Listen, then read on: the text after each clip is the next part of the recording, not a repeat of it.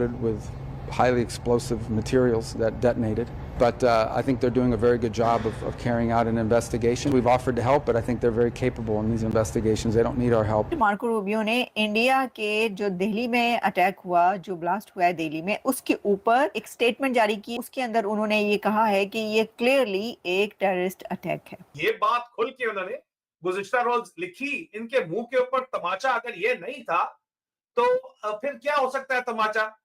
उन्होंने एक साथ उड़ान भरी है, साझा युद्धाभ्यास किया है और इसी के साथ अब भारत अमेरिका के साथ आते ही पाकिस्तान में जो है घबराहट है, पाकिस्तान में डर का माहौल है। बहुत बड़ी खबर, पाकिस्तान और भारत के दरमियान जंगी माहौल के अंदर अमेरिका के बमबार तैयारे भारत में पहुंच गए हैं और परवाजें भर रहे हैं। हेलो साथियों, वेलकम टू बुलेट। आप सभी को टीम विक्रम का नमस्कार। अमेरिका, सऊदी और तुर्की तीनों का बदला हुआ मूड साफ दिख रहा है और इन तीनों के बयानों को पढ़कर ऐसा लगता है जैसे दुनिया समझ चुकी है कि दिल्ली ब्लास्ट के बाद भारत चुप नहीं बैठेगा, कुछ बड़ा होने वाला है। अमेरिका का रुख सबसे ज्यादा चौंकाने वाला है। उसने खुलकर कहा है कि दिल्ली के दिल में हुआ यह हमला एक बड़ा आतंकी वारदात है। भारत अपनी जांच बिल्कुल सही दिशा में कर रहा है और भारत की जांच टीम बेहद प्रोफेशनल तरीके से पूरे ऑपरेशन को संभाल रही है। इतना ही नहीं, अमेरिका ने भारत को मदद देने की पेशकश तक कर दी, लेकिन भारत ने साफ कह दिया कि हम खुद संभाल लेंगे और पाकिस्तान में छिपे गुनहगारों को उनका असली सबक भी देंगे। देखिए माहौल कितना गर्म है। सवाल हवा में तैर रहे हैं कि कहीं ये दिल्ली ब्लास्ट अमेरिका की कोई चाल तो नहीं, ताकि मोदी सरकार पर दबाव बनाया जा सके। लेकिन इसी भिड़ियाए हुए माहौल में एक चीज साफ सुनाई देती है कि भारत और अमेरिका का व्यापार समझौता लगभग सेट हो चुका है। बस बिहार चुनाव रिजल्ट का इंतजार है और उसके बाद इसकी अनाउंसमेंट होनी है। और ये वही बिंदु है जहां से कहानी में असली मोड़ आता है, क्योंकि यहां 15% टैरिफ की बात भी उठ चुकी है। यानी दोनों देशों के बीच बड़ा खेल चल रहा है। अब दूसरी तरफ पाकिस्तान को रखकर देखिए, उसके चेहरे का रंग उड़ चुका है। अचानक अमेरिका भारत के साथ खड़ा दिख रहा है, भारत को जांच में मदद का ऑफर दे रहा है और यही बात पाकिस्तान को सबसे ज्यादा चुभ रही है। अब यहां से कहानी दो रास्तों में टूटती दिखती है। पहला ये कि अगर अमेरिका जांच में कूद पड़ता है तो फैसला पाकिस्तान की तरफ झुक सकता है।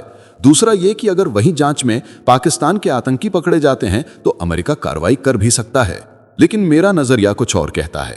मुझे नहीं लगता कि अमेरिका पाकिस्तान के आतंकियों पर कोई बड़ी कार्रवाई करेगा, क्योंकि उसे सब पहले से मालूम है कि पाकिस्तान के अंदर बैठे नाग आज भी जिंदा हैं और खून खराबा करने वाले संगठन धड़ल्ले से चल रहे हैं। फिर भी वो चुप रहता है। लेकिन हां, इस बार भारत को मदद का ऑफर देना ऐसा लग रहा है जैसे अमेरिका भारतीयों के दिल में जगह बनाना चाहता हो। पिछले कुछ समय में अमेरिकी विदेश मंत्रालय की तरफ से भारत को लेकर जो पॉजिटिव स्टेटमेंट आए हैं वो साफ बताते हैं कि अमेरिका धीरे धीरे भारत के करीब फिसल रहा है और ये बदलाव पाकिस्तान के लिए किसी झटके से कम नहीं। और जहां तक पाकिस्तान की बात है तो अमेरिका को अच्छे से पता है कि पाकिस्तान का पूरा कंट्रोल उसके हाथ में है। वहां की सरकार से लेकर सुरक्षा तंत्र तक सब कुछ उसकी मर्जी के इशारे पर चलता है।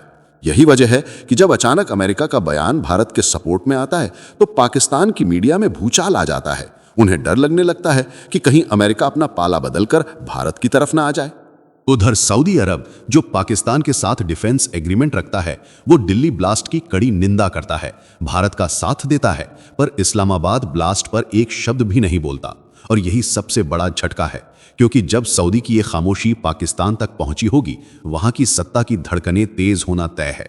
दुनिया के लगभग सारे मुस्लिम देश, UAE, Maldives, Malaysia, Qatar, Iran, सबने एक सुर में कहा कि वे भारत के साथ हैं। लेकिन सऊदी की खड़ी हुई दीवार ने पाकिस्तान की पूरी बोलती बंद कर दी है। इधर पाकिस्तान घबराहट में इस्लामाबाद धमाके का इल्जाम भारत पर डालने लगा था, लेकिन तभी खेल पलट गया। इसी झूठ को बीच में ही रोकते हुए टीटीपी ने अपना बयान जारी किया, सबूतों के साथ साफ किया कि इस्लामाबाद हमला उसी ने किया है, भारत का इससे कोई लेना देना नहीं है। और जैसे ही यह सामने आया, पाकिस्तान के प्रधानमंत्री शहबाज शरीफ के सारे आरोप हवा में उड़ गए। टीटीपी ने ही पाकिस्तान की पूरी कहानी उजाड़ दी और कहा कि इस वारदात में भारत का कोई हाथ नहीं। उधर अफगानिस्तान के मीडिया में पाकिस्तान की ऐसी क्लास लग रही है कि सुनकर ही दिमाग हिल जाए। वहां कहा जा रहा है कि इस्लामाबाद धमाका पाकिस्तान ने ही अपनी जमीन पर करवाया और अब दुनिया को बेवकूफ बनाने की कोशिश कर रहा है। इधर भारत के जांच एजेंसियों ने ऐसा नया खुलासा किया है जिसने पूरे देश को हिला दिया है।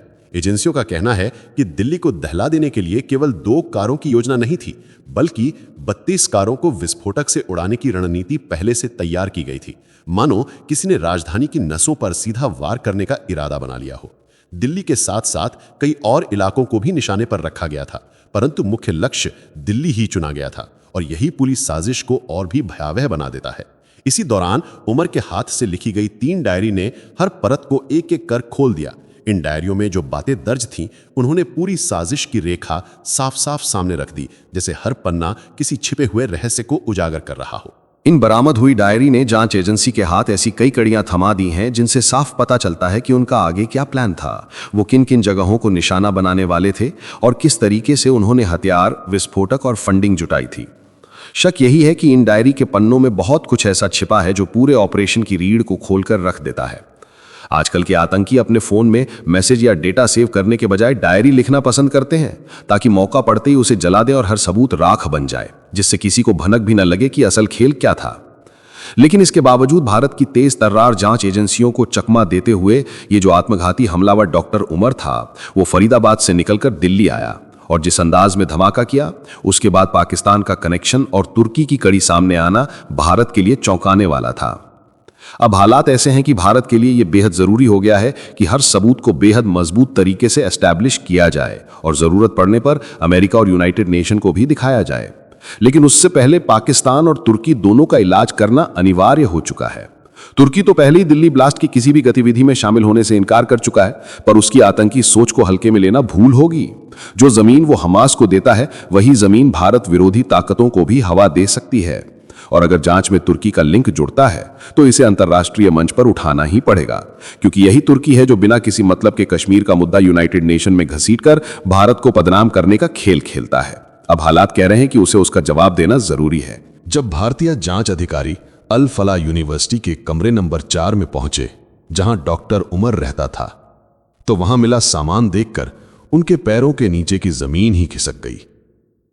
तीनों डायरियों के भीतर आत्मघाती हमलावर उमर ने 8 से 12 नवंबर तक की तिथियां दर्ज कर रखी थी और इन्हीं तिथियों के बीच पूरा योजना पत्र लिखा हुआ था, मानो उसने हर घटना को पहले से तय कर रखा हो। आगे चलकर इन्हीं पन्नों के रहस्यों पर विस्तृत चर्चा होगी। इन खुलासों से यह बात भी सामने आई कि डॉक्टर उमर और डॉक्टर मुजम्मिल पहले ही कई बार लाल किले की रेकी कर चुके थे। दोनों वहां बार बार गए, सुरक्षा बलों की गतिविधियों को समझा, समय बदलाव पर नजर रखी और अपने मन में दिल्ली को उसी दिन दहलाने की योजना बना ली जिस दिन बाबरी मस्जिद विध्वंस की बरसी पड़ती थी।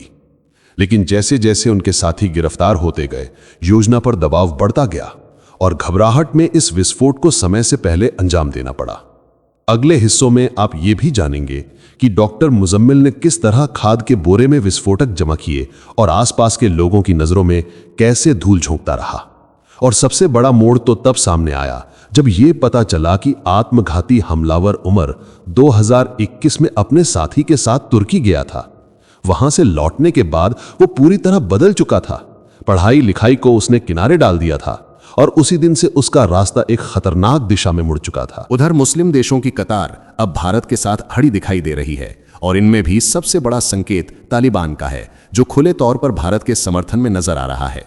जिस तरह दिल्ली में धमाका हुआ और उसके ठीक बाद तालिबान समर्थक टीटीपी ने इस्लामाबाद को हिला डाला, उससे यही लगता है कि तालिबान अब पाकिस्तान का पीछा छोड़ने वाला नहीं है। पाकिस्तान जब जब भारत की धरती पर खून बहाएगा, तालिबान भी उतनी ही सख्ती से पाकिस्तान की धरती पर खून की धार बहाने के लिए तैयार बैठा है। दिल्ली धमाके से कुछ ही समय पहले यह खबर आई थी कि तालिबान के आत्मघाती हमलावरों ने पाकिस्तान के लगभग 15 सैनिकों को उड़ा दिया। यह वही समय था जब पाकिस्तान और अफगानिस्तान के बीच सीमा तनाव को लेकर तुर्की और कतर में चल रही बातचीत असफल हो चुकी थी। और उससे पहले की घटनाएं तो सबके सामने थीं, कैसे तालिबान पाकिस्तान के भीतर घुसकर उसकी जमीन पर कब्जा करता गया, उसके सैनिकों को बंदी बनाया, यहां तक कि उनकी वर्दियां उतरवाकर हवा में लहराई गईं। हर दृश्य एक ही बात कहता था कि पाकिस्तान अब दो तरफा घेराबंदी में फंस चुका है, एक तरफ भारत और दूसरी तरफ तालिबान। यह पूरा माहौल साफ दिखाता है कि पाकिस्तान अब चाहकर भी इस जाल से बाहर नहीं निकल सकता, क्योंकि जिस तरह उसने बरसों तक आतंकवाद की फसल बोई थी, अब वही आतंकवाद उसे जड़ से मिटाने के लिए खड़ा हो चुका है। देखिए, एक तरफ पाकिस्तान के खिलाफ कार्रवाई तय मानी जा रही है, पर इससे भी बड़ा सवाल देश के भीतर छिपे उन गद्दारों का है जो मौका मिलते ही भारत की संप्रभुता पर चोट पहुंचाने की कोशिश करते हैं। इस बार उन्हें किसी भी हाल में छोड़ने का इरादा नहीं है। वे चाहे जहां भी छिपे हों, उन्हें ढूंढ ढूंढ कर निकाला जा रहा है। बताया जा रहा है कि कश्मीर, उत्तर प्रदेश, हरियाणा सहित कई राज्यों और जिलों में लगातार छापेमारी चल रही है और सैकड़ों संदिग्धों को गिरफ्तार किया जा रहा है। क्योंकि सबसे अहम बात यह है कि पता लगाया जाए इस आतंकी नेटवर्क को पैसा कहां से मिला, बारूद कहां से मिला। अगर यह पूरी योजना सफल हो जाती तो यह हमला 26/11 से भी बड़ा धमाका बन सकता था, जो दिल्ली के लिए एक काला दिन साबित होता। अब सोचिए, पाकिस्तान देश के अंदर छिपे लोगों के साथ मिलकर भारत को उसके सबसे महत्वपूर्ण त्योहारों और आयोजनों पर दहलाने की साजिश कर रहा था। सबसे पहले कहा गया कि दिवाली पर दिल्ली को उड़ाने की योजना थी, पर वो सफल नहीं हो सकी। उसके बाद 6 दिसंबर की तारीख चुनी गई, जिस दिन बाबरी मस्जिद ध्वंस की बरसी पड़ती है। उसी दिन राजधानी को दहलाने की तैयारी थी, पर वो भी अटकती हुई दिखी। फिर एक और योजना मन में थी, 26 जनवरी को दिल्ली को तबाह कर देना। यह सब तभी संभव था जब देश के भीतर छिपे हुए चूहे, वे गद्दार पाकिस्तान का साथ दे रहे होते। लेकिन अंत में लगातार नाकामी और बढ़ते दबाव के बीच घबराकर लाल किले के पास धमाका किया गया, जिसमें कई मासूमों की जान चली गई। यह पूरी घटना साफ करती है कि देश के अंदर छिपे इन सांपों को कुचलना ही होगा, क्योंकि यही वही जहर है जो वक्त मिलते ही देश को भीतर से डसने की कोशिश करता है।